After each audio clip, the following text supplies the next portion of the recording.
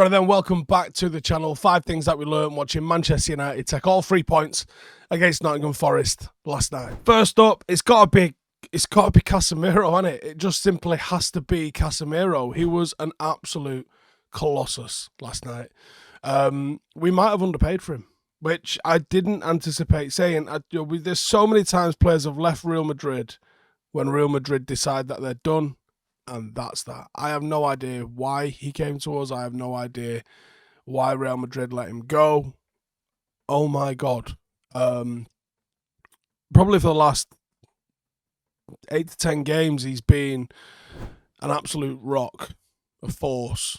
Such a calming, quality influence. He's always in the right place, always at the right time. He makes the right decision always, and he does it effortlessly. Like, the effortless side of it is the thing that I can't really get across. He's so calm and in control of everything. That everything he does, no one's ever made him rush, ever. He's so confident, like I said, so controlled. The interception and assist for Fred was just the icing on what was a brilliant performance. Number 2, Rashford at the moment is unstoppable. He had a goal and an assist, and he probably should have had more than a goal and an assist, probably double of each. He's gone from almost unpickable, at least this time last year that was the case, to undroppable. Confidence is oozing out of him. Everything. There was a time last night where I think he tried a back heel and it didn't come off, and the ball bounced straight back to him, and he gained possession and he passed it. I think he passed it to Casemiro. And you just think, when it's going for you, that sort of stuff goes for you, doesn't it? Like, you fuck up, you make a back heel, it doesn't pay off. But when it's not going for you, like, you do that back heel and the opposition go and get a shot off. Like, that's sometimes the rub of the green. And Marcus has very much got the rub of the green at the moment. Like, I almost feel like he could shin one and it'd either go in or he'd get the ball back. It deserves not just to be commended for the quality and the skill that we're seeing, but the resilience that he's shown over the last 18 months. There was a lot of fans lost patience with him. And it's good to see that he's been able to rock right through that. Brilliant. Number 3, Luke Shaw at centre-half. It was a comfortable performance for him. We weren't really put under a lot of pressure. I think he had the most passes on the pitch. Was it 100 passes he made? But he looked comfortable. Here's the thing with Shaw, right? Shaw looks shorter than he is because he's got a fucking massive arse. But I think he's 6 foot, so he's not the smallest guy in the world.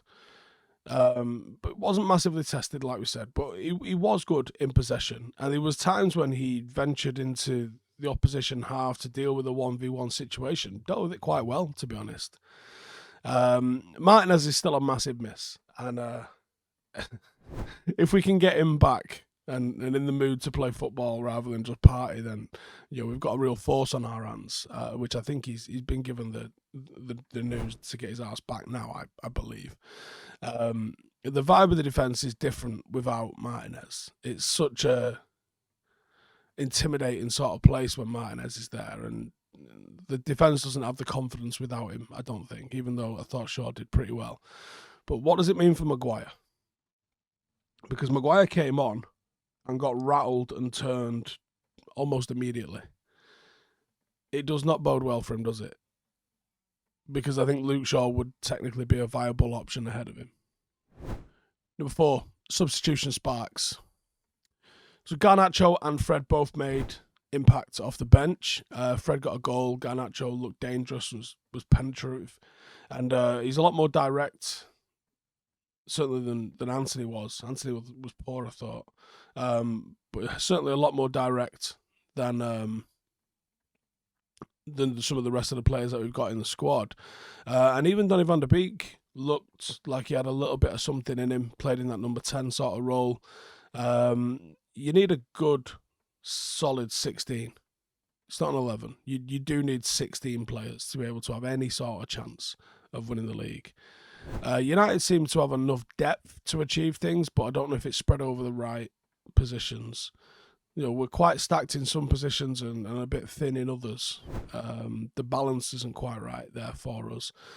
We have got a tough couple of weeks ahead of the derby. If you can win all of those games, I think you'll find yourself comfortably inside the top 4.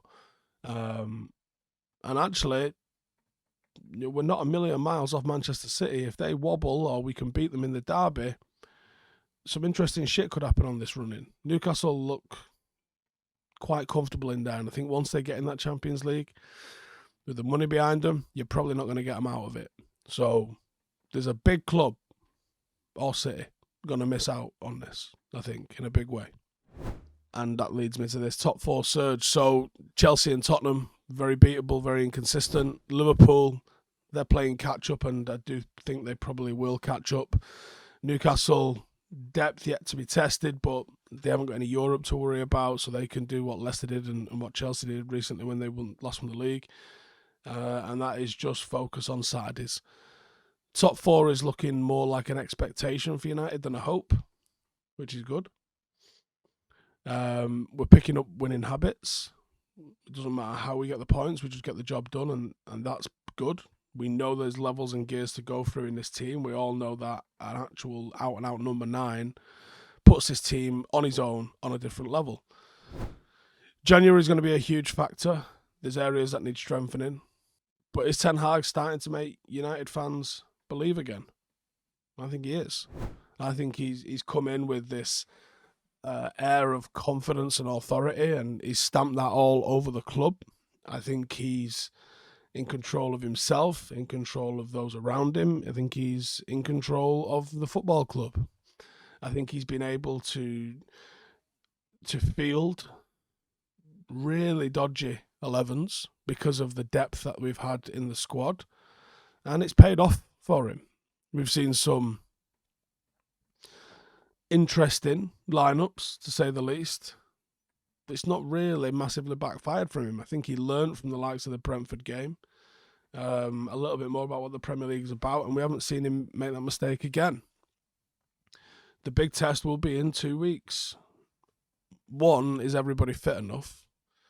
And 2, has he learned enough from the last time we played Manchester City to get closer to them? I wouldn't expect to just completely 180 that scoreline, but can you go and get a performance that makes us believe? Like, you can still lose and be closer within the performance. And obviously I'm not saying I want us to lose against City, but you can't just say he lost, we learned nothing, because that's just shit analysis, isn't it? I think there's opportunities to see how far we've come in 6 short months. You've got to remember, Pep's been there 6 years. The weaknesses are few.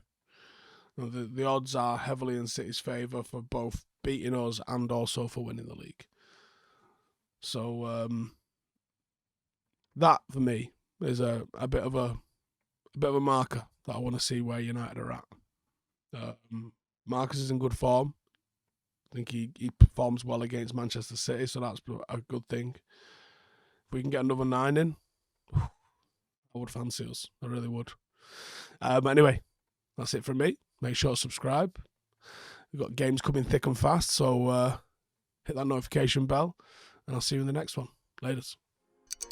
Hey, thank you for watching the video. If you are new around these parts, then don't forget to subscribe. My channel is proudly supported by my community on Patreon. If you'd like to get a little bit of extra content, a Discord group, meetups, 5-a-side games, weekly podcasts, behind the scenes, and even an occasional bit of transfer news as and when I get it, then for the price of a pint, you can show your appreciation for the content that we make and get some goodies for doing so as well. Check the link in the description or click the button right here. You'll also find all of my socials here too if you want to follow me on any of those platforms. Nice one.